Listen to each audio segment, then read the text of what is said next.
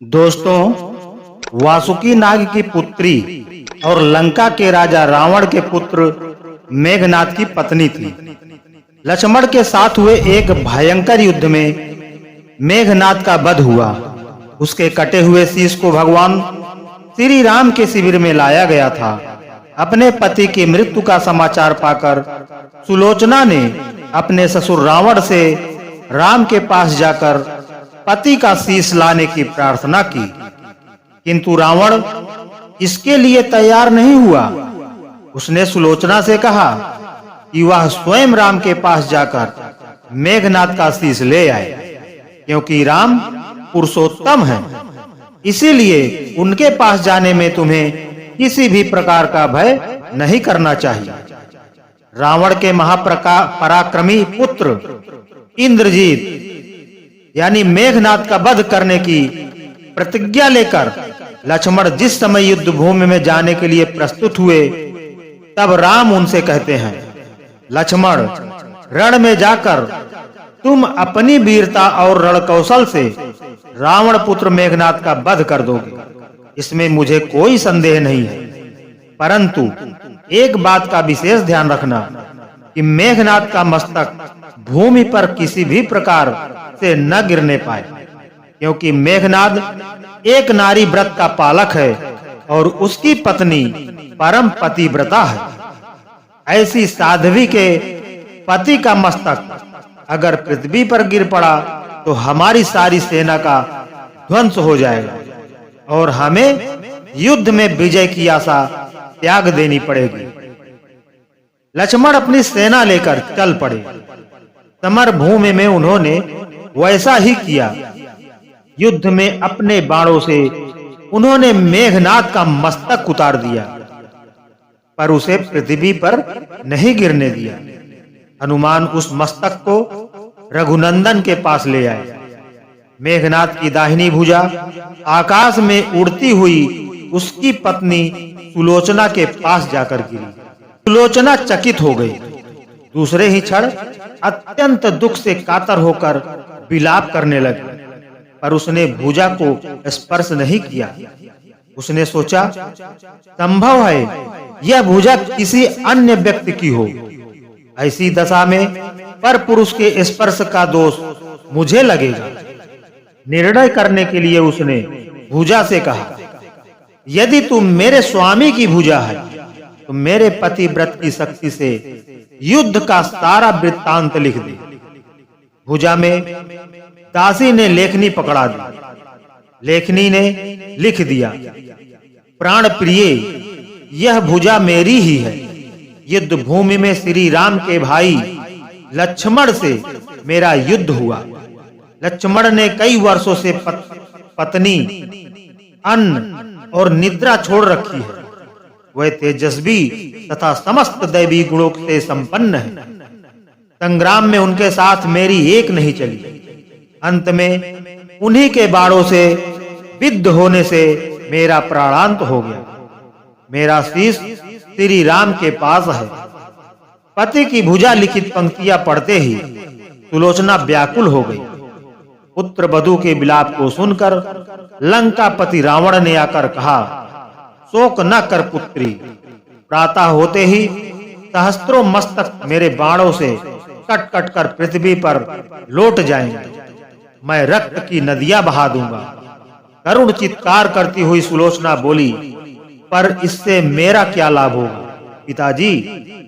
सहस्त्रों नहीं, करोड़ों शीश भी मेरे स्वामी के शीश के अभाव की पूर्ति नहीं कर सकेंगे।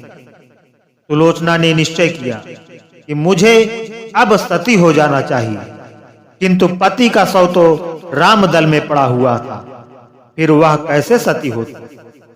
जब अपने ससुर रावण से उसने अपना अभिप्राय कहकर अपने पति का शव मंगवाने के लिए कहा, तब रावण ने उत्तर दिया, हे देवी, तुम स्वयं ही रामदल में जाकर अपने पति का शव प्राप्त करो।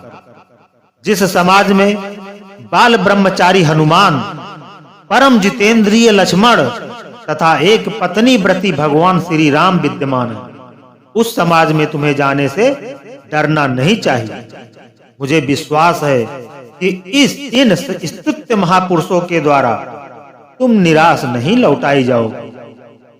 सुलोचना के आने का समाचार सुनते ही श्री राम खड़े हो गए और स्वयं चलकर सुलोचना के पास आए और बोले, देवी, तुम्हारे पति विश्व के अन्यतम योद्धा और पराक्रमी थे।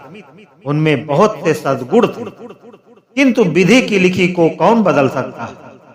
आज तुम्हें इस तरह देखकर मेरे मन में पीड़ा हो रही है। सुलोचना भगवान की स्तुति करने लगी। श्री राम ने उसे बीच में ही टोकते हुए कहा, देवी, मुझे लज्जित ना करो।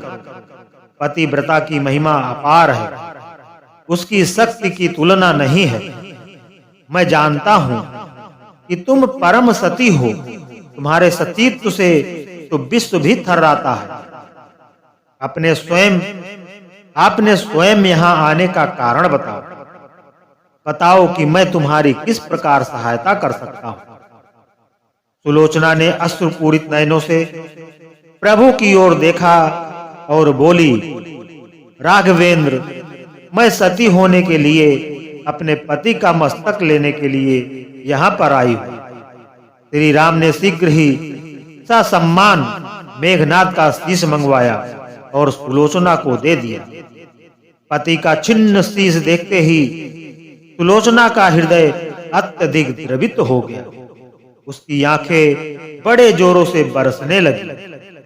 रोते रोते उसने पास खड़े लक्ष्मण की ओर देखा और कहा, सुमित्रा नंदन, तुम भूल कर भी गर्व मत करना कि मेघनाद का वध मैंने किया है। मेघनाद को धराशायी करने की शक्ति विश्व में किसी के पास नहीं थी। यह तो दो पतिव्रता नारियों का भाग्य था। आपकी पत्नी भी पतिव्रता है और मैं भी पति चरणों में अनुरक्ति रखने वाली उनकी अनन्य उपासिका हूँ। पर मेरे पति देव पतिव्रता नारी का अपहरण करने वाले पिता का अन्न खाते थे और उन्हीं के लिए युद्ध में उतरे थे। इसी से मेरे जीवन धन परलोक सिधारे।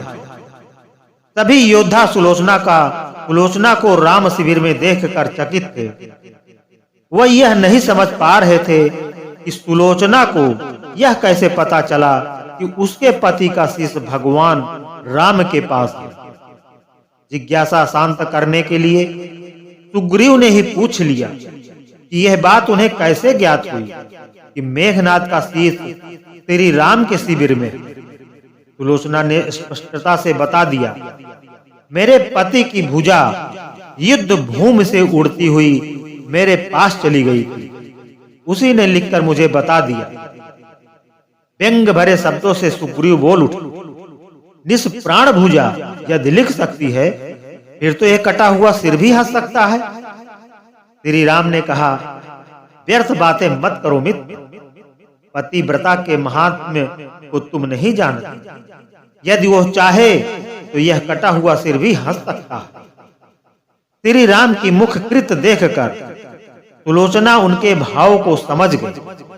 उसने कहा, यदि मैं मन, वचन और कर्म से पति को देवता मानती हूँ तो मेरे पति का यह निर्जीव मस्तक हंस उठे।